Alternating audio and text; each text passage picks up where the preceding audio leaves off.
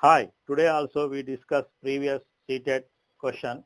So now how many natural numbers between 1 and 500 are divisible by each of the numbers 3, 5 and 7.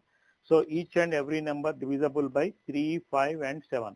So we take LCM of these three numbers. So LCM of 3, 5 and 7.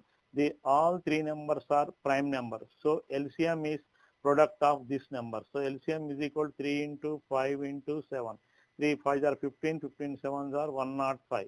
So first number is 105, second number is 105, 2s are 210, third number is 105, 3s are 315.